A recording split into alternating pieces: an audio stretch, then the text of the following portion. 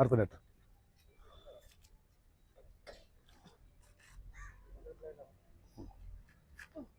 നാല് net right ആയല്ലോ. ഒന്ന് ചെക്ക് ചെയ്ത് തന്നെയാ മോള് ചെക്ക് ചെയ്ത് ഇല്ല 4 നെറ്റ്.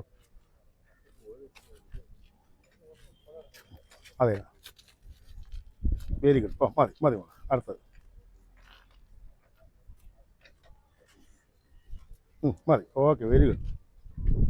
ഇത് തന്നെയാണ് ടൈറ്റ്, വേറെ ആരും ടൈറ്റ് ചെയ്യില്ല, നിങ്ങൾ ടൈറ്റ് തന്നെയാണ്. മതി മോള്. അടുത്ത. ഓക്കെ ശരി. ഇനി അടുത്ത് എന്താ ചെയ്യേണ്ടത്? വീൽ ക്യാപ്പ് ഇടണം അല്ലേ? വീൽ ക്യാപ്പ് ഇങ്ങനത്തെ നമ്മൾ വീൽ ക്യാപ്പിൽ ഇതിനകത്തൊരു അടയാളമുണ്ട്. എന്താണെന്ന് പറഞ്ഞു തരാമോ? ഈ വീൽ ക്യാപ്പിനകത്തൊരു അടയാളമുണ്ട്. എന്തിൻ്റെ അടയാളമാണുള്ളത്? അല്ല,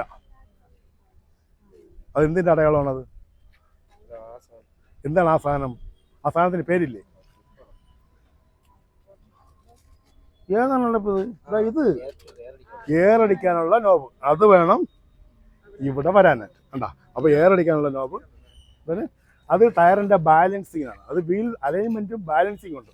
നമ്മളൊരു വസ്തു പിന്നെ കറക്റ്റായിട്ട് റൗണ്ട് ആയിരിക്കുന്ന സാധനം തന്നെ കറക്കുമ്പോഴത്തേക്കും എവിടെയെങ്കിലും വെയിറ്റ് കൂടുതലോ കുറവോ ഉണ്ടെങ്കിൽ ഇങ്ങനെ ബാലൻസ് ഒരു സ്ഥലത്ത് ചാടിപ്പോവില്ല. അതിനെ കറക്റ്റ് ചെയ്യാനാണ്. അല്ലെങ്കിൽ ടയറിൻ്റെ അൺവീവനായിട്ടേ ടയർ പോകുള്ളൂ. അതിൻ്റെ ബാലൻസിങ്ങിൻ്റെ വെയിറ്റിനെ ബാലൻസ് ചെയ്യാനാണ് അവിടെ ഈയത്തിൻ്റെ പീസ് ഇട്ടേക്കുന്നത്. ഈ പീസ് കണ്ടാ? ഈ ടയറിൻ്റെ ബാലൻസിങ്ങിന് വേണ്ടിയിട്ടാണ് ഇട്ടേക്കുന്നത്. ഇത് ഇളകി കഴിഞ്ഞാൽ ടയർ ബാലൻസ്ഡ് ആയിട്ടുള്ള കറങ്ങാൻ പറ്റുന്നത്. ആ സമയമാകുമ്പോഴത്തേക്ക് നമുക്കൊരു കറക്റ്റായിട്ട് ഷൂറിങ്ങൊക്കെ സ്റ്റിയറിങ്ങിനൊക്കെ ഉണ്ടാവും, ചാട്ടം ഉണ്ടാവും, കറക്റ്റായിട്ട് പോകില്ല. അതിന് വേണ്ടിയിട്ടാണ് അവിടെ കുറച്ച് വെയിറ്റ് ഇട്ടേക്കുന്നത്. ആ വെയിറ്റ് അവിടെ വന്നപ്പോഴത്തേക്ക് എന്ത് പറ്റി?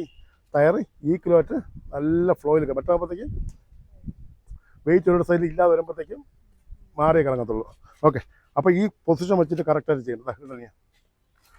ആ പൊസിഷൻ കറക്റ്റായിട്ട് അവിടെ വെച്ചിട്ട് തള്ളിയാൽ മതി.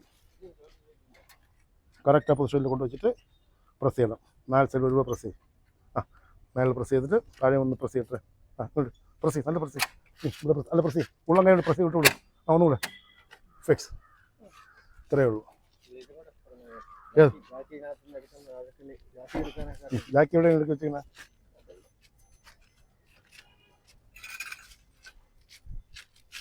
പല വണ്ടിക്കും പല സൈഡിലാണ് ഈ ജാക്കി ഫിക്സ് ചെയ്ത് വെച്ചിരിക്കുന്നത്. അപ്പോൾ അത് ആദ്യമേ നമ്മൾ വണ്ടി സ്ഥിരം ഓടിക്കുന്ന വണ്ടി ഞാൻ പറയില്ല. കറിക്കത്തി എവിടെ ഇരിക്കുന്നു, പിന്നെ ചായ ഇടുന്ന പാത്രം എവിടെ ഇരിക്കുന്നു, എന്ന് പറഞ്ഞ പോലെ തന്നെ ഈ സാധനങ്ങൾ എവിടെ ഇരിക്കണം എന്നുള്ള കാര്യങ്ങൾ കറക്റ്റായിട്ട് നമ്മൾ